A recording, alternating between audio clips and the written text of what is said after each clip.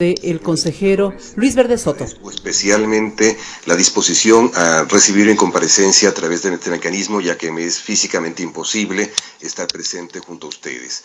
Deseo presentarles conjunto de reformas necesarias, resumidas, mínimas y posibles a realizarse dentro de los plazos que tenemos previstos para que estas reformas tengan vigencia antes de la elección de 2021. No obstante, estas reformas están respaldadas en una propuesta mucho más global, mucho más comprensiva, que será tratada por ustedes mediante iniciativa legislativa correspondiente a lo largo del año siguiente para que pueda tener vigencia en su oportunidad. El conjunto de reformas mínimas necesarias que voy a presentar el día de hoy han sido conocidas por varios segmentos de la sociedad civil en las provincias del país, en los diversos sectores, han sido vistas por varias de las cámaras de la producción y han sido a su vez trabajadas junto a los partidos nacionales, quienes las conocen y han recibido su consejo, y también obviamente por los contactos informales con la Comisión de Justicia de la Asamblea Nacional, tanto como con el acuerdo nacional que se fue convocado por el gobierno en días pasados. ¿Qué objetivos pretende el conjunto de reformas que estoy planteando?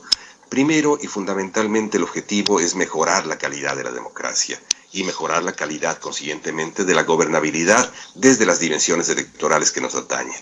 Esto es que podamos llevar a buen término la transición que vive actualmente el país. Esto es insertar al Ecuador plenamente en el contexto internacional como un país plenamente democrático y aceptado como tal. Esto es también convertir a la transparencia electoral en un activo de desarrollo del país. Para ello necesitamos de la participación activa e informada de los ciudadanos y de todas las organizaciones políticas. En estas modificaciones del sistema electoral que estoy previendo, vamos a fortalecer la institucionalidad, la transparencia, y vamos a intentar lograr temas compartidos, explorar temas que puedan ser compartidos, puntos comunes, susceptibles de concertación, y lograr una forma política coherente de las instituciones electorales. Los temas prioritarios que trabajaremos son otros. Básicamente los temas prioritarios que trabajaremos a lo largo de esta exposición se relacionan con la restitución del sistema electoral proporcional, los estímulos positivos para las alianzas de difusión entre las organizaciones políticas, las regulaciones al financiamiento electoral público y privado, normas al voto informado, incluyendo los debates y modificaciones competenciales del Consejo Nacional Electoral.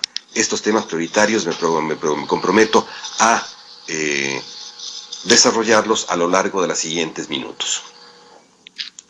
Respecto al primer tema, al tema quizás de mayor trascendencia, que es la restitución del sistema proporcional, el problema central que debemos acudir, el problema central que debemos trabajar, remite a la inequidad o a la distorsión que se ha operado en la asignación de escaños, esto es, en la traducción de votos en escaños. En el Ecuador hemos tenido hasta ahora un sistema mayoritario encubierto que no responde a la disposición constitucional de la vigencia plena de un sistema representativo. Trataremos de trabajar tres propuestas, tres medidas coherentes, ligadas entre sí, que solamente en la medida en que puedan ser trabajadas por todas ellas de modo conjunto, lograremos en el mediano, en el corto y mediano plazo, buscar una reforma adecuada para que lograr los objetivos que antes he planteado. El primer elemento se refiere a la propuesta, ¿no es verdad?, de restituir circunscripciones electorales tanto provinciales como cantonales.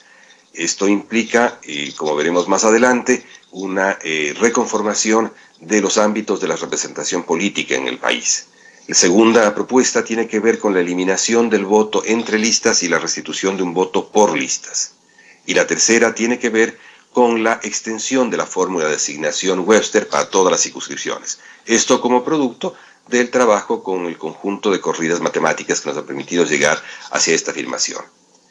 Obviamente, la ruta que tendremos que lograr para que esto sea posible es que todos los actores políticos entendamos, partidos grandes y partidos pequeños, de que es necesaria aceptación, representatividad y sobre todo capacidad de interacción entre gobierno, oposición, mayorías y minorías, provincias y bancadas de distinto tipo. Al restituir las circunscripciones provinciales y cantonales, el sistema proporcional debe permitir que haya representación de mayorías y minorías.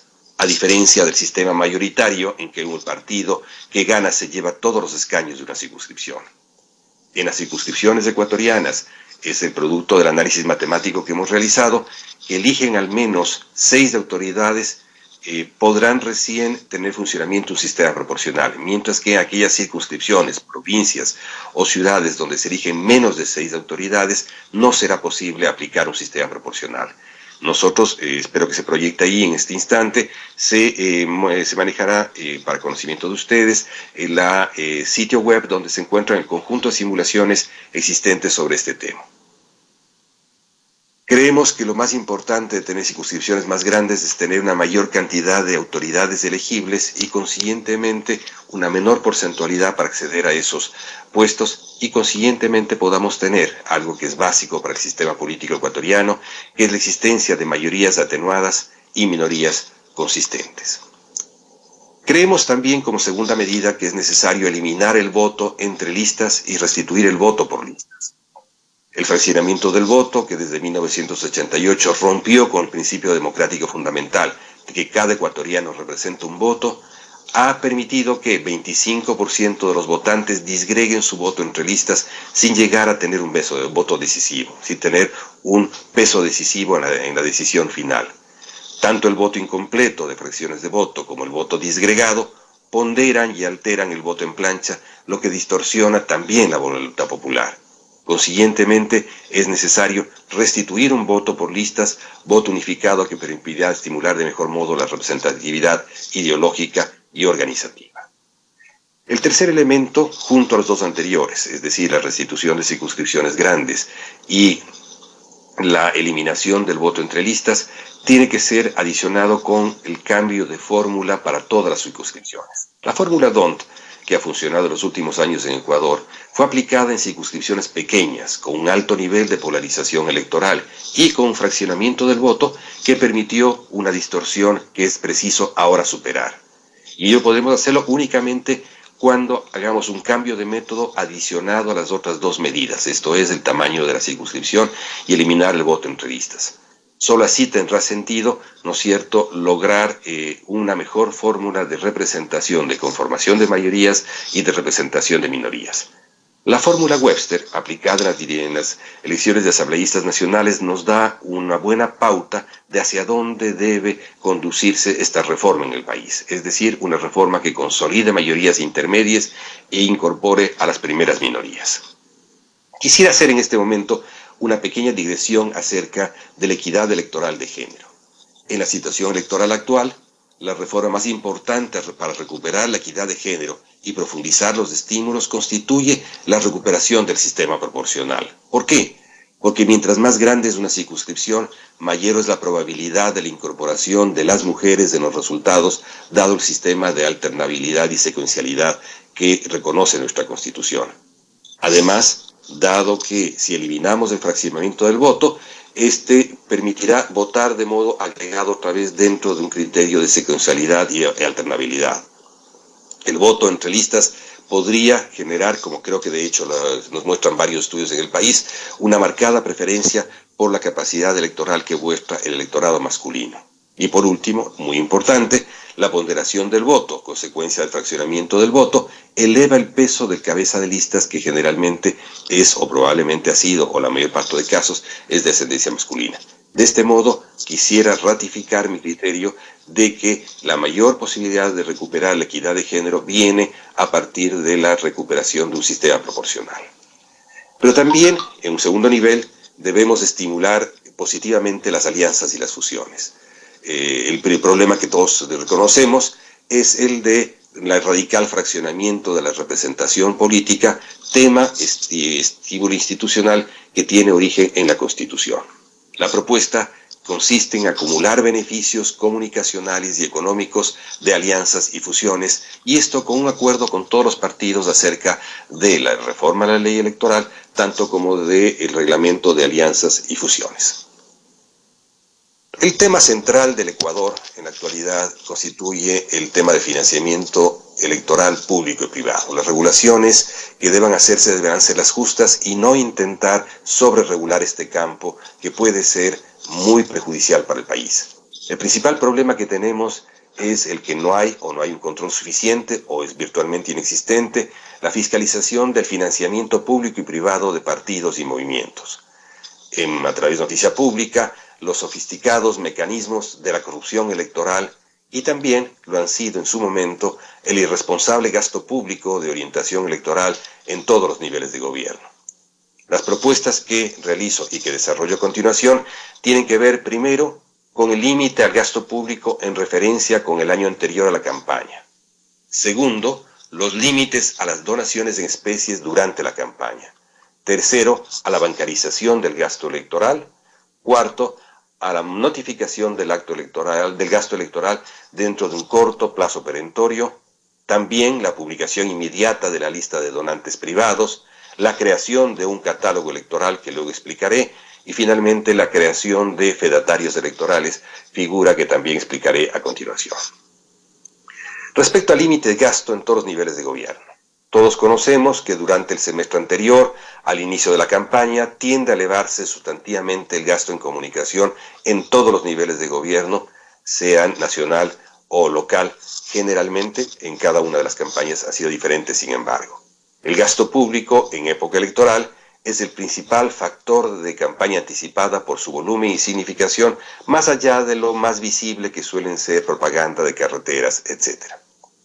La propuesta es que durante el año anterior a una elección, el gasto público en representación y comunicación deberá estar limitado mes a mes por el antecedente de gasto en esos rubros en el anteaño. Pongo un ejemplo para poder explicarlo. El gasto mensual del gobierno nacional o de los gobiernos locales deberá ser inferior al gasto en el mes que corresponda. Así, por ejemplo, en mayo de 2020 tendrá como límite a mayo de 2019, abril del 2020 en relación a abril del 2019, y así mes a mes nos permitirá ir poniéndole límites al gasto público en todos los niveles de gobierno que tengan o puedan tener incidencia electoral e inclinar la cancha electoral, que es cuya equidad y cuya normalidad es la que tenemos que preservar. Existen varios controles que propongo de ingresos y gastos electorales. El primero tiene que ver con la donación de especies, donaciones de especies tanto privadas como partidarias, pues este puede ser un mecanismo de blanqueo de dinero ilícito. Sin embargo, creo que debe abrirse una pequeña ventana a la donación en especie para casos de organizaciones cuya militancia está ligada a actividades precisas y que pueden contribuir en especies. A su vez, también debemos plantear la bancarización del gasto electoral. La bancarización del gasto nos permite controles cruzados acerca del origen del ingreso y de la licitud del gasto. Demostrado, ¿no es verdad?, como muy inconveniente tanto para quienes controlamos el gasto como para quienes ejecutan ese gasto, mantener abiertas las cuentas electorales. Debe haber un plazo perentorio que permita el control mutuo de la contabilidad y de que esto efectivamente se haga. Los plazos han sido consultados con la legislación de todos los países de América Latina. Y por último, la publicación, y no solamente el carácter abiertamente público, la publicación inmediata dentro de un plazo perentorio de la lista de donantes privados que permita a la ciudadanía un control social más efectivo y la licitud, examen de la licitud y de la naturaleza de la donación. Planteamos la figura de un catálogo electoral. Por catálogo electoral nos referimos a la lista pormenorizada de gastos electorales que puedan hacerse más allá de cuya lista o los otros gastos se conviertan en ilícitos. La importancia del catálogo consiste en definir con el conjunto de organizaciones políticas la nueva naturaleza del gasto electoral con dos consecuencias. La primera, y muy importante, bajar los costos de campaña y bajar los costos de la política en general. Y la segunda, redefinir la naturaleza de la política electoral. El catálogo se concretará a través de un software de acceso directo por parte de los partidos y movimientos para la notificación de un gasto en ese plazo perentorio, siendo el medio digital, como es obvio, apenas un instrumento de un objetivo mayor. No podemos reducir el tema del catálogo electoral a un software electoral. Hemos hablado de la creación de figuras de fedatarios electorales. El fedatario electoral son agentes de buena fe pública electoral. Estos sujetos, estas personas, establecerán la concordancia entre el gasto electoral declarado y el gasto electoral observado en actos y servicios públicos electorales. El fedatario electoral sostendrá, en coherencia con el catálogo electoral, una lista de precios estándares en los que se compaginen rangos de precios de mercado. Ante la discordancia entre precios de mercado y precios declarados y la lista que maneje el fedatario electoral, prevalecerá el criterio de este último. Se ha comprobado en muchos países de América Latina que solamente la observación directa y la comparecencia física es la única manera de comprobar la veracidad de un gasto declarado. ¿Qué otros mecanismos adicionales de control planteo? Existe un sistema contable electoral unificado dispuesto por el CNE, que existe un sistema de interconexión de datos con el Servicio de Rentas Internas, con la Contraloría General del Estado, con la Fiscalía, con el Tribunal Contencioso, y que exista una responsabilidad solidaria del responsable del manejo de la campaña con el procurador, con la máxima autoridad y con el tesorero de la organización. También planteo de que el financiamiento público y privado se determine en un periodo de pre-campaña electoral que se iniciaría 150 días antes de los comicios y finalizaría con el inicio de campaña. También la prevención del financiamiento ilícito a través de mecanismos contables donde se puede evitar aquello que hemos podido detectar en el informe de Arroz Verde que se encuentra en cada uno de los CDs que han sido entregados a todos ustedes, señores legisladores. Se puede evitar la doble, triple, cuádruple y quíntuple contabilidad que hemos podido detectar para los casos de penetración de formas ilícitas en los gastos públicos, en los gastos electorales controlados por la autoridad electoral. Finalmente, también creo que es necesario ajustar el gasto electoral, sincerar ese gasto con la realidad. Debemos pues tener también, ¿no es cierto?, formas de control a través de una contabilidad clara y publicada en la web de las organizaciones políticas, no solamente prohibir las variadas formas de contabilidad múltiple o transitoria, debemos tener el sistema de interconexión antes mencionada y cuentas bancarias únicas. La presentación obligatoria de informes de ingresos y gastos en todos los casos. El otro elemento, más allá de financiamiento electoral, tiene que ver con el voto informado. Con el voto informado, básicamente, lo que recibimos son dos grandes vertientes. De un lado, tenemos la necesidad de que ante la concentración de atención del electorado frente a la posibilidad de un debate, esa concentración de atención del electorado deba ser utilizado necesariamente y por obligación por parte del Consejo Nacional para dar mejores oportunidades y mayores capacidades de distribución de esa posibilidad informativa entre todos los ecuatorianos, para que teniendo acceso a una forma de confrontación puedan también tener una forma de acceso equitativa a la información. Pensamos en dos debates. Para el caso de elecciones presidenciales, uno en la segunda semana y luego iniciado el periodo de campaña, y uno en la penúltima semana en iniciado el periodo de campaña.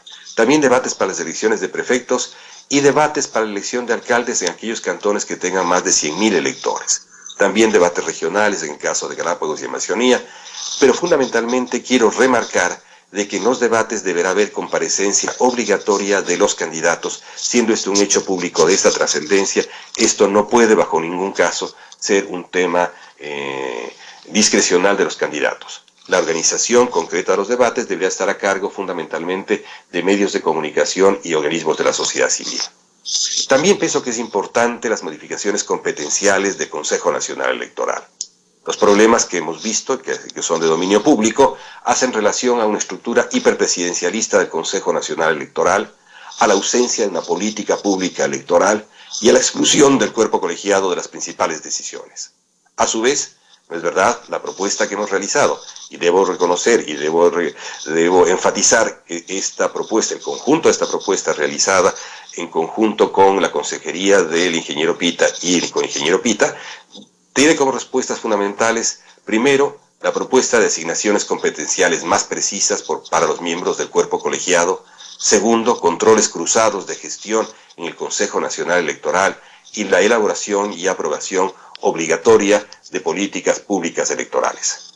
Señores legisladores, señor presidente de la legislatura, este es el conjunto de medidas acotadas que han supuesto no un sacrificio de la visión global presente en el proyecto íntegro que también consta del CD que les hemos entregado, sino que haciendo un sacrificio en aras de la viabilidad de la reforma electoral que los ecuatorianos nos merecemos en este periodo, he podido y he debido recibir y hacer una propuesta que no exceda más allá de los temas que ya están siendo tratados por ustedes en el debate de la reforma electoral que se reinicia con esta sesión.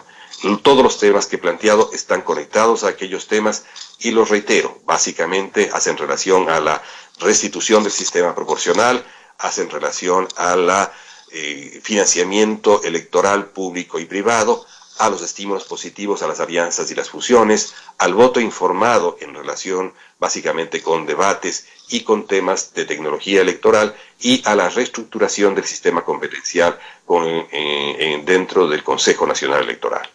Señores legisladores, señor presidente, mil gracias por haberme permitido esta comparecencia. A través de una videoconferencia, el